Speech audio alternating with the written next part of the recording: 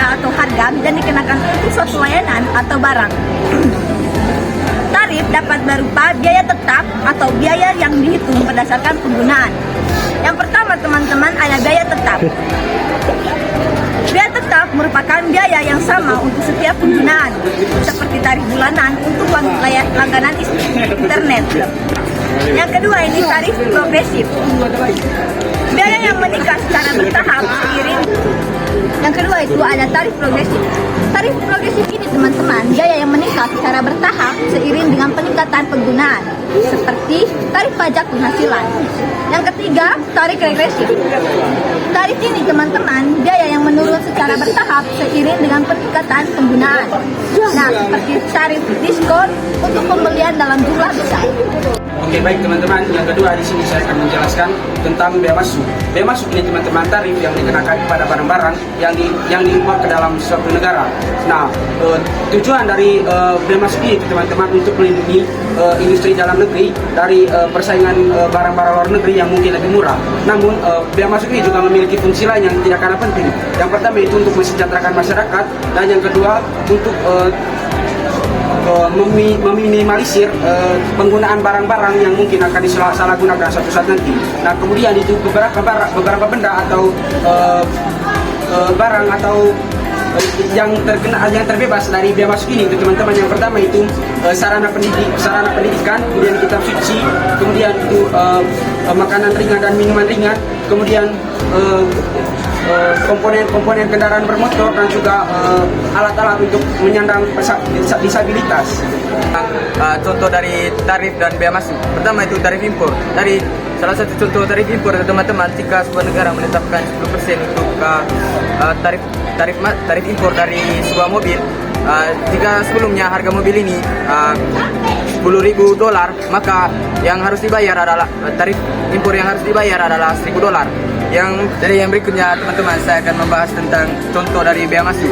Salah satu contoh dari bea masuk itu teman-teman, jika sebuah negara menetapkan 20% untuk tekstil, maka jika sebelumnya harga tekstil tersebut $5.000, yang harus dibayar oleh negara bea masuk yang harus dibayar adalah $1.000. Baik teman-teman, di sini saya akan menjelaskan yang kedua, yaitu pelarangan impor. Pelanggaran impor adalah kebijakan pemerintah untuk melarang masuknya barang dari luar negeri dengan tujuan untuk melindungi produksi di dalam negeri, juga melindungi agar dalam negeri tidak terjadi inflasi, teman-teman. Nah, akibat kebijakan pelanggaran ini ada 3. Yang pertama itu harga barang akan naik. Yang kedua, produksi dalam negeri itu akan semakin meningkat. Dan yang ketiga, jumlah barang di pasar akan menurun. Jadi di sini teman-teman, saya akan mengambil contoh pelarangan impor yang diberlakukan oleh Indonesia pada 4 tahun yang lalu, yaitu seperti pelarangan impor gula kristal dari Cina yang masuk Indonesia.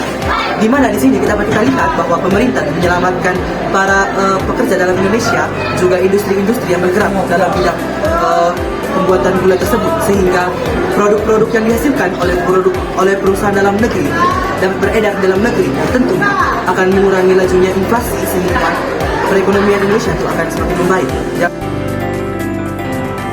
Yang ketiga, saya akan menjelaskan tentang kuota. Kuota adalah kebijakan pemerintah untuk membatasi barang-barang yang datang dari luar negeri. Akibat dari kuota yaitu yang pertama, harga akan menjadi naik. Yang kedua, produksi dalam negeri itu akan meningkat. Yang ketiga, jumlah barang di pasar akan turun. Dan yang keempat, jumlah impor dari luar negeri itu akan turun. Selanjutnya, saya akan menjelaskan kuota dalam ekonomi. Yang pertama, kuota produksi minyak. Kuota produksi minyak berfungsi untuk mengatur harga minyak di pasar internasional. Yang kedua, kuota impor. Kuota impor ini berfungsi untuk mengatur masuk dan keluarnya barang impor.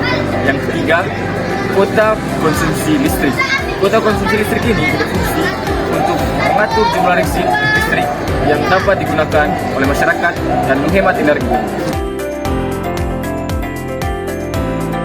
Subsidi adalah kebijakan pemerintah untuk membantu menutupi sebagian produksi barang produksi dalam negeri, sehingga produsen dalam negeri dapat menjual barang yang lebih murah dan bisa bersaing dengan harga barang di pasaran tetap. Produsen dalam negeri meningkatkan jumlah barang di pasar tetap dan impor barang turun. Saya akan menjelaskan contoh subsidi. Yang pertama itu subsidi BBM. Subsidi BBM adalah salah satu bantuan yang diberikan untuk harga yang terjangkau bagi konsumen. Yang kedua subsidi listrik. Itu pun subsidi listrik merupakan harga yang terjangkau yang diberikan untuk konsumen. Yang ketiga itu subsidi pendidikan. Subsidi pendidikan ini adalah salah satu bantuan finansial yang diberikan untuk mendukung biaya pendidikan melalui Kartu Indonesia Pintar. Yang terakhir itu subsidi kesehatan. Subsidi kesehatan ini merupakan salah satu bantuan finansial yang diberikan melalui Kartu Indonesia Sehat. Dumping merupakan kebijakan pemerintah untuk menjual barang ke luar negeri dengan harga yang lebih murah dibandingkan dengan harga produksinya. Dumping terjadi ketika suatu negara ingin menjual barang ke luar negeri dengan harga yang lebih murah dibandingkan dengan harga aslinya. Nah, syarat yang harus dipenuhi dalam kebijakan dumping yang pertama itu kekuatan monopoli. Nah, kekuatan monopoli ini yang dimana kurva pemerintah di dalam negeri lebih minoritas dibandingkan kurva permintaan di luar negeri. Nah, di sini saya akan menjelaskan tentang beberapa contoh kebijakan dari dumping. Kebijakan yang pertama itu kebijakan ekonomi. Kebijakan ekonomi adalah serangkaian tindakan dan keputusan yang diambil oleh pemerintah atau lembaga lain untuk mengatur dan mengarah aktivitas ekonomi suatu negara atau wilayah. Dan contoh kebijakan yang kedua itu kebijakan industri. Kebijakan industri adalah serangkaian tindakan dan keputusan yang diambil oleh pemerintah atau lembaga lain untuk mengatur dan mengarahkan pengembangan industri suatu wilayah.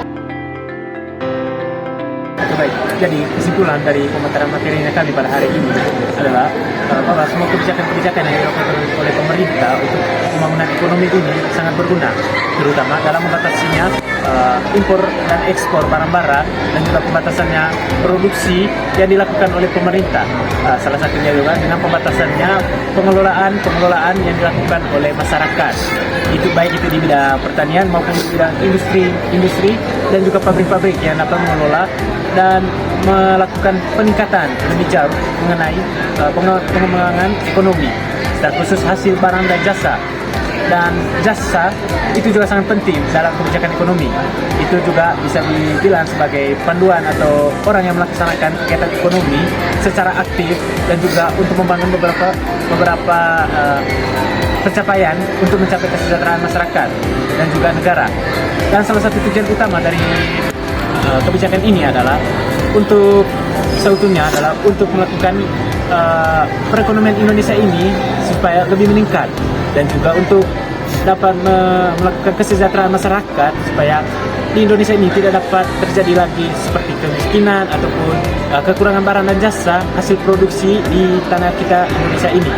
Jadi sekian saja kesimpulan yang saya ambil dari pemataran materi ini dan sekian dan terima kasih.